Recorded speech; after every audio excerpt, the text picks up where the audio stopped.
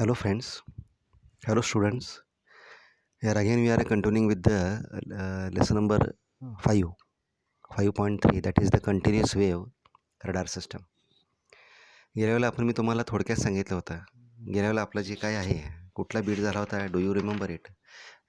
Continuous wave radar. तर आज आपण continuous wave Doppler radar system आपण यूज करतो आहे. म्हणजे डॉपलर सिस्टम किंवा डॉपलर इफेक्ट हे कंटिन्युअस वेव रडार सिस्टममध्ये यूज कसं करतात हे आपण आज पाहणार आहोत. So in front of you here there is an block diagram of continuous wave Doppler radar म्हणा किंवा CW रडार सिस्टम म्हणा. याच्यामध्ये सगळ्यात महत्त्वाचे ब्लॉक्स बघा. CW transmitter, mixer 1, side 1, side band filter, mixer 2, IF amplifier, detector, Doppler amplifier, indicator, local oscillator आणि याच्यामध्ये 2 antenna आहेत. एक म्हणजे ट्रान्समिटिंग एंटेना आणि दुसरा आहे receiving antenna. Okay, I repeat once again की ह्या ब्लॉक डायग्राममध्ये कोणते कोणते ब्लॉक्स आहेत. Transmitting antenna, receiving antenna, local oscillator, mixer oscillator, side band filter, IF amplifier, detector, Doppler amplifier, indicator and transmitting antenna and receiving antenna. So आता हे जे काय ब्लॉक्स आहेत, हे ब्लॉक्स कसे काम करतात हे आपण स्टेप बाय स्टेप आपण पाहणार आहोत. त्यातला पहिला ब्लॉक घेऊ आपण. CW ट्रान्समिटिंग एंटेना किंवा continuous wave transmitter antenna. It produces analog signal that is having the frequency of F0 or FO. Okay, म्हणजे ट्रान्समीटर CW ॲम्प्लिफायर जे आहे तर ते काय करत आहे, ॲनालॉग सिग्नल इमिट करतो. The output of transmitter is connected to both transmitting antenna as well as the mixer 1. तुम्ही जर ब्लॉक डायग्राम जर पाहिलात तर ब्लॉक डायग्राममध्ये जे CW ट्रान्समीटरमधनं जे काय निघणारे जे काय 2 आउटपुट आहेत त्यातलं एक जे आहे तर ते ट्रान्समिटिंग एंटेनाला दिलेलं आहे आणि दुसरं जे आहे तर ते मिक्सर 1ला कनेक्ट केलेलं आहे किंवा दिलेलं आहे. You can see in the block diagram. दुसरं आहे लोकल ऑसिलेटर. दुसरं आहे मिक्सर 1 आहे बघा तुमच्यासमोर, mixer 1. What is the work of the mixer 1? It can produce both sum and difference of the frequencies that are applied to it. It can produce both sum and difference of the frequency that are applied to it. The signal having frequency F0 and FO and FL are applied to mixer 1. So the mixer 1 will produce the output of the frequency FO plus FL or FO minus FL. Mixer 1मध्ये काय करतो, तो जे काही येणाऱ्या frequency आहेत तर येणाऱ्या फ्रिक्वेन्सीचं सम पण करतो आणि मायनस पण करतो, ॲडिशन पण करतो आणि मायनस पण करतो.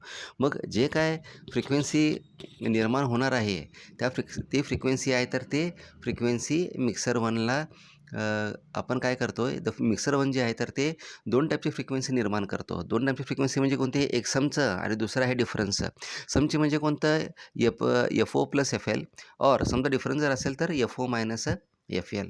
नाव we will go for the local oscillator. Local oscillator काय करते पहा.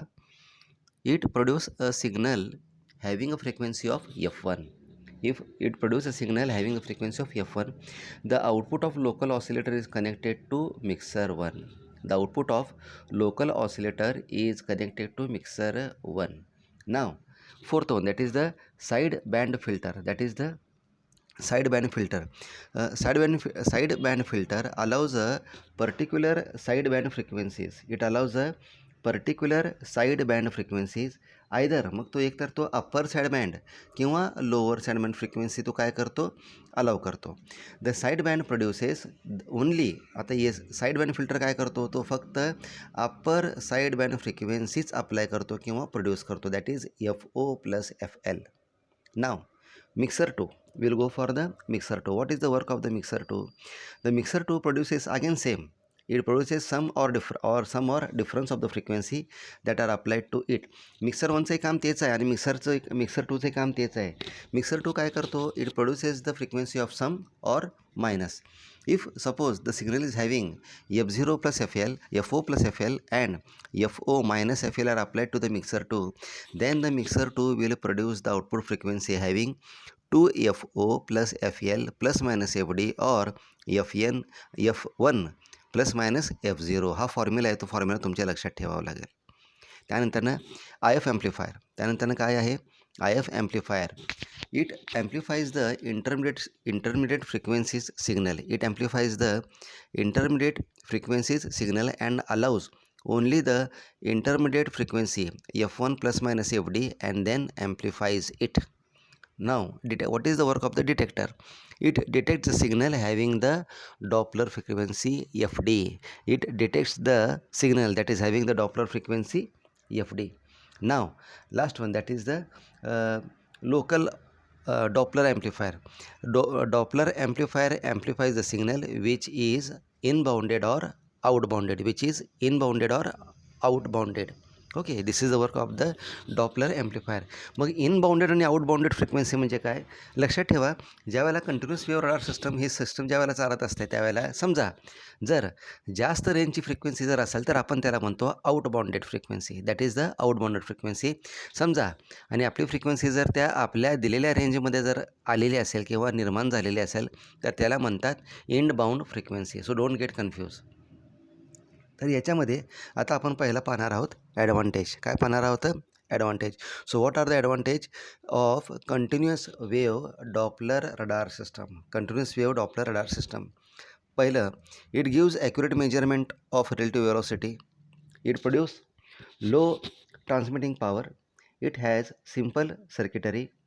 It has low power consumption. It is small in size. It is unaffected by the presence of stationary target. It can operate down to zero range. It is capable of measuring a large range of target speed quickly and accurately. It can measure the direction of the target in addition of its speed.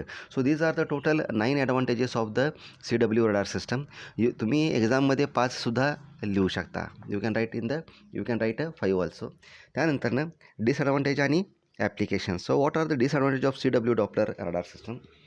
It is having limited maximum power in the transistor.